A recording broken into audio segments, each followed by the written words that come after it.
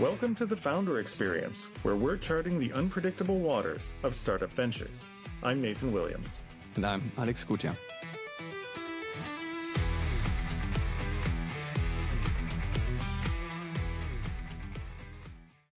Alex, I've noticed that we've been recording together for quite some time now, and I've noticed that you tend to have adopted some of the hand movements that I've been doing. Like I tend to put my hand in front of my face a lot when we talk, and Which then is I just very noticed bad that you've been doing it too. Oh, maybe. Well, maybe I'm a bad influence on you. No, I don't think so. I think that always goes both ways, right? Did I adopt it from you? No, I don't think so. But maybe there's something else. Maybe. We'll have to rewatch all the episodes to figure out. All right. So for this one, I want to discuss with you something that you may be familiar. The idea that becoming an entrepreneur, starting a business, is a great idea, and one of the main motivations for many people seems to be having more freedom, right? More, and freedom can mean many things: more time freedom, more financial freedoms, whatever. And just to then realize that's actually the opposite, right? So you leave a corporate job working 40 hours to build a startup working 80 hours per week all of a sudden, and being financially more constrained, right? Especially in the early stages of a company. So I guess this is sort of the freedom trap. And have you and I've certainly seen that. Was this one of your motivations for starting an agency? It was not financial freedom, to be honest, but it was the freedom to do things the way I want to, right? I always wanted to work the way I want to, where I want, with whom I want. And I couldn't see that in corporates or bigger companies that I've seen before. So for me, freedom was certainly a big motivation. Again, not the financial freedom when I started out. But this is I found that it has changed since, because it's I can see why it's a trap. How was that for you? I mean, it was exactly the same. I think we're the same person, Alex. Growing up, I had some jobs where I worked for other people. I had a problem with authority. Oh yeah, I did. I relate to that. I had a problem working for a boss, and and it wasn't like, oh, you can't tell me what to do. No, it wasn't like that. It was really more. I don't know. I used to be really nervous. Like when in my 20s, I used to be nervous around authority. Like I didn't feel comfortable with a boss. Mm-hmm. Like I always had to impress them, and I always had to do well, and I always did well, but I couldn't take the pressure, and and it made me like I used to say that in many ways I felt unemployable. I don't think I was, but I think I didn't know how to present myself. I didn't know how to do this, and for me, entrepreneurship, I think there was definitely a big motivator of freedom. Like, I don't want to work for someone else. And I think that financial was sort of the furthest thing from my mind for a long time. It's changed since I had a family. It's changed since, you like having kids changes your financial obligations. And, and you are, you do get more and more financial, requirements happening. But I think that one of the things that I was careful about was keeping my costs low for most of my life, so I didn't have like a lot of debt that I had to service. And so that helped me. I think that this is not true for a lot of people. A lot of people go into entrepreneurship maybe later in life, and where they have a house, a car, and they want financial freedom from their job. I think that's a very common thing. I think that you and I might be outliers in that respect.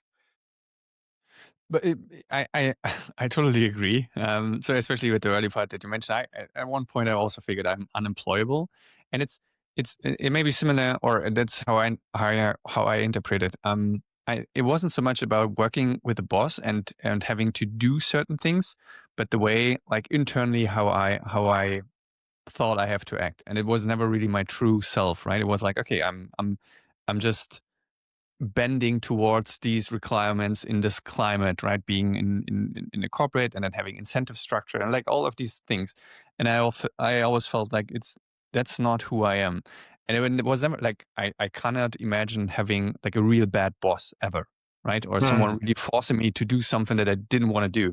So that's not not what I'm saying. But it's really the own restriction that you put or that I put on myself, not to work the way I wanted to, like really being like embracing the way I want to work, etc. So I think that's that part. So, and that was a big motivator for me also to just do it on my own, right, and do things. And then financially, as I said, initially depends on the age and the stage you are in life. But I agree, when family changes, that having more obligations, needing more space, like all these things happen naturally, right? And then it's at some point you cannot sustain just living off like a few euros because your company is not making enough revenue. So, and then I can see how that easily turns into a trap if you're still so attached to the company that you I guess it comes down to, at some point, really the decision whether, okay, am I able to scale this to the next level, or is it time to stop and do something else, right? But I can see how people stay in the company, and it literally becomes a trap because they started this way and they wanted more freedom, but now they cannot escape that anymore. So I think that's a common thing. In the early phases of any company, like any company I started anyway, I've got a very clear idea of what I wanted to accomplish. And this is true of a lot of people. However, in order to succeed, you usually have to have a certain amount of expertise. Mhm. And usually that expertise is narrow. But to be an entrepreneur, you have to have a lot of different functions covered. And what I found in my like in every startup I've started, from my current one to like way back in the day, is that there was no one who could really help me. Mhm. And there's a lot of things to figure out that just were really, really hard to figure out. I remember, everything from like, what is a business model? How do you even go about fundraising? Or if you don't want to fundraise, how do you make a website? Yeah. How do you, okay, there's online resources, but now I've got to, it's like going down a rabbit hole trying to figure out how HTML works in order to make a basic website, or even worse, trying to figure out WordPress when you're not a designer and you don't have any money so that you can make a website in order to actually not even get started on your business, just to have a website for it. Right. Yep. And, and and it's even worse when you start thinking through things like, who are my target clients, my ideal customer profile, how do I reach them, where do they hang out, what are their pain points, let's talk to them, and all of these things are different specialties. But in the beginning you don't have money unless you're wealthy independently, and so you have to acquire this knowledge. And this can be a big challenge if you are already working a job, right? So if you've got a full-time job that has demands and you're trying to start a business on the side, then all of these things that you're trying to figure out, you've got to figure out on your own in your spare time without having the financial support in order to hire people. And so that's why you either have to raise money or you have to have a group of people that trust each other enough to work for equity in a project, right? And that's why the first stages of a startup can be a real challenge. Now if you have like a team, right, like often this will happen in university, because at least Mhm. there you've got very few external obligations. You're in the early phases of your life. You finished your university studies. You say, hey, maybe we can turn something into a business, and you get two or three people together. But you already now have three or four people that are not drawing a salary dependent on the company, that are putting time into it. If, on the other hand, you're bootstrapping it as a solo founder or doing it as a side project while working, maybe you're in your 30s, 40s, you've got probably some obligations. You've got your house, you've got your kids, you've got your car, and you've got to pay for that. So you have to keep your job. And so then you've got to figure out how to fit in the 2 or 3 hours of the evening every night, and then on the weekends, figuring out everything you need to start a business.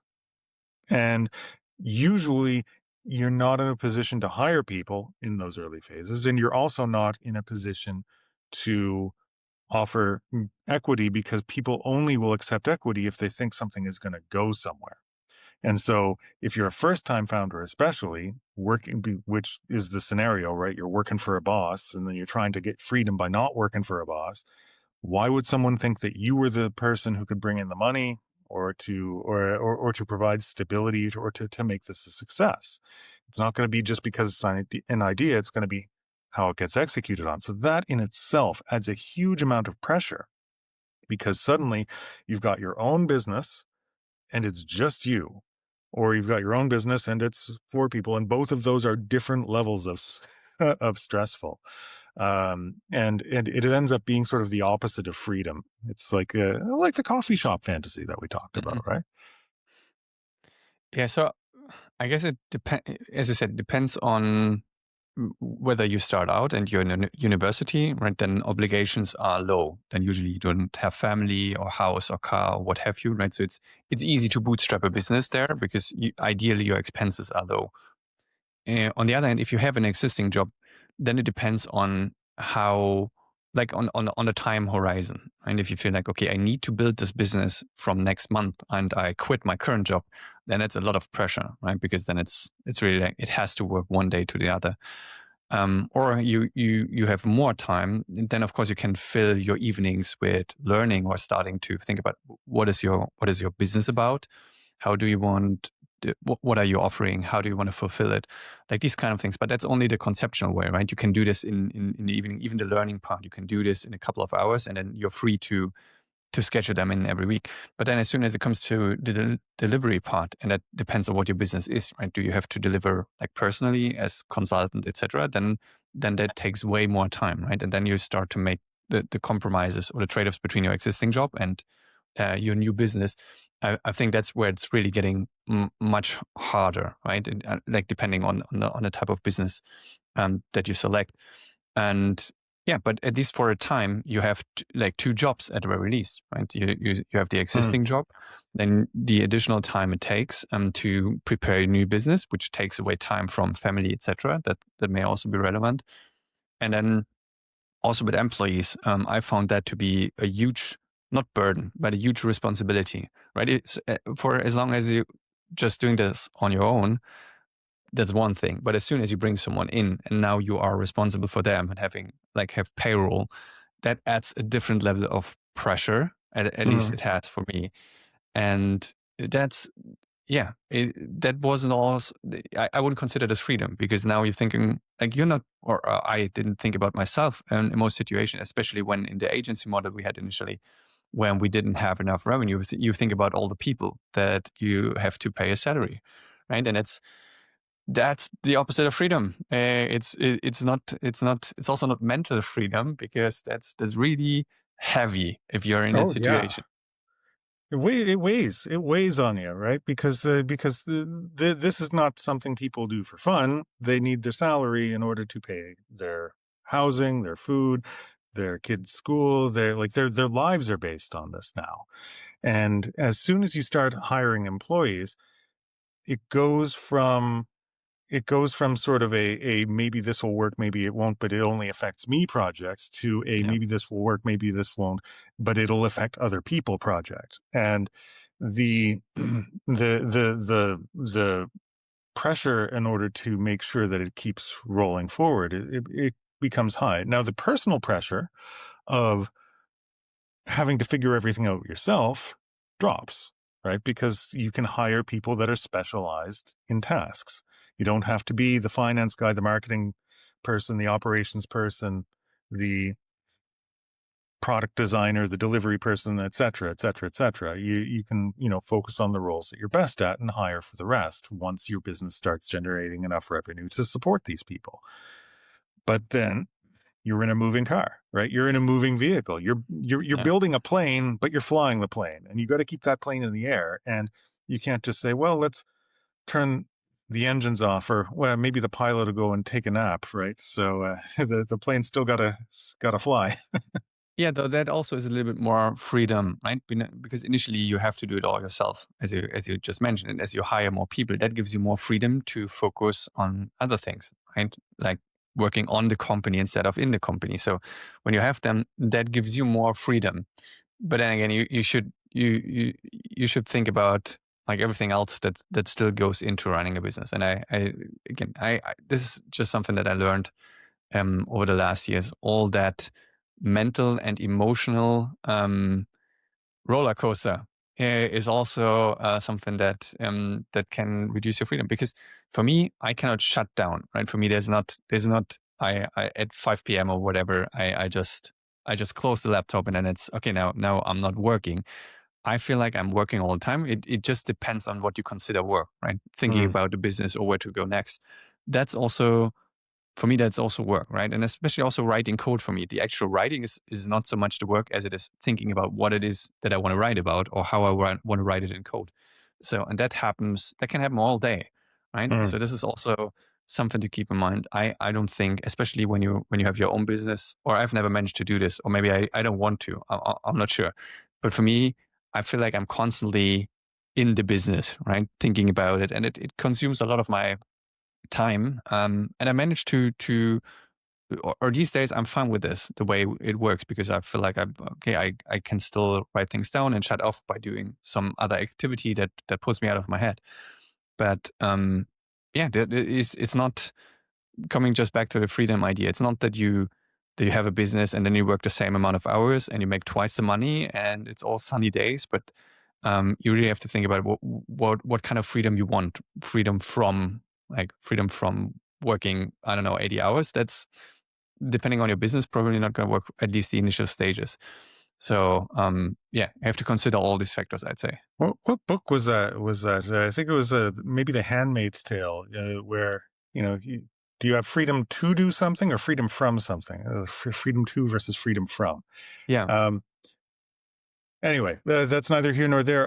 What's interesting about this is that revenue solves all problems, right? The and Good. the like there is freedom at the other end of this tunnel if you have enough revenue, right? Because Yeah. with the more revenue, you hire more specialized people, or you can figure out better ways of solving it, or focus more on the things that you like doing, or take the weekend off. But the problem is that revenue is the reward or the result of delivering value to the market almost entirely, like 99.999% of the time, unless you have some sort of sweetheart deal cronyism where you can where you've got a friend in high places that gives you a deal that you never should have gotten. This can happen too, but if you are in that position, then it's not entrepreneurship really. Yeah. But in an entrepreneurial setting, you got to deliver value to the market, and the result is the revenue. It's not that you go out and you go, "Hi, give me money," and the other person says, "Yeah, that's great. I'll give you some money." It's the customer wants you to solve their problem, and they're going to hire you because you're the best person to do the job of solving that problem, whether it's a service or a product or whatever. And so, getting to that point of revenue only really happens if revenue isn't the only goal or the only motivation, right? Like it's, of course it has to be there, but it's not the only thing, because you got to solve the problem, and you got to want to solve the problem if you're going to do it well. And I think that with this is almost in some ways sound like a negative, right? Like it's the freedom trap. It's a trap a lot of people fall into. You Hmm. can get to the freedom, but I think that a lot of the the message I think that we need to keep in our minds is that it's about mindset. It's about a mindset change. Building a business and becoming an entrepreneur isn't about freedom from obligations. It shouldn't be anyway. Like you might get there, but it'll be a road. It's you're building yourself you're building yourself a business, and the motivations. If your motivation is I want to build a business the same way I like to build a Lego set, or I want to build anything else that I just love constructing, then you're going to have a much better time. And I think that for me, the building of the business and solving the different components of it in order to make the machine work, right? Because a business is like a machine. You got to have inputs, you got to have supplies, you got to have customers, you got to have sales, you got to have advertising, and the little bits of the machine all start to work together. And then you don't have to think about the ones that have become a process that just gets followed. You turn the crank and money comes out, right? And and building that machine is the interesting part. And if you take joy out of building the machine, then it'll be a lot easier when you're working, you know, long hours in the early days to make it happen, and you don't know all of the pieces to do it. Right.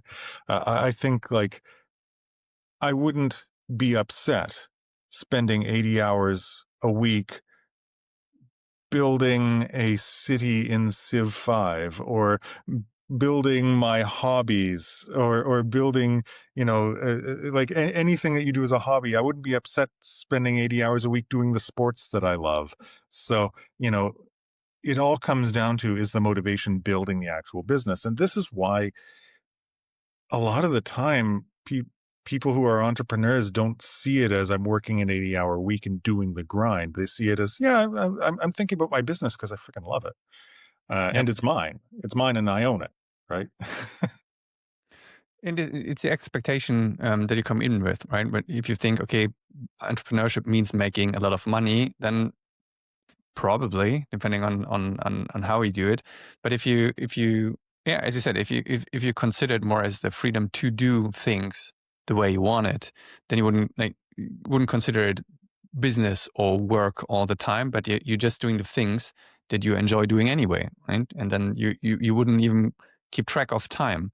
Right? If you do the other way around, like bottom up, saying, okay, I want to work 40 hours, I want to make that much revenue, it still neglects like all you have to do, like the reality, your everyday, what it is that you have to do to get there, right? So and when you said revenue before, I thought about that South Park episode. I'm not sure if you know that, with the dwarfs, where they steal the Steal pants. underpants, ... Yeah, but it's like question phase. mark. No, Profit. it just says, yeah, exactly. It's a phase 1, steal pants. Phase 2, and then phase 3, profit. And it's like, I feel like it's similar, right? You, okay, start a business and profit, but everything in between is the actual, like, that's the actual work. Like, that's what it's there for. And everything else is kind of lagging behind whatever that is that you're doing, right? Whether that's revenue or the time that you have spent. So I think if you come in with the right mindset and know what to expect, that's a lot easier than just going in there blindly or with a romantic idea of, okay, own business equals money, because that's not how it works.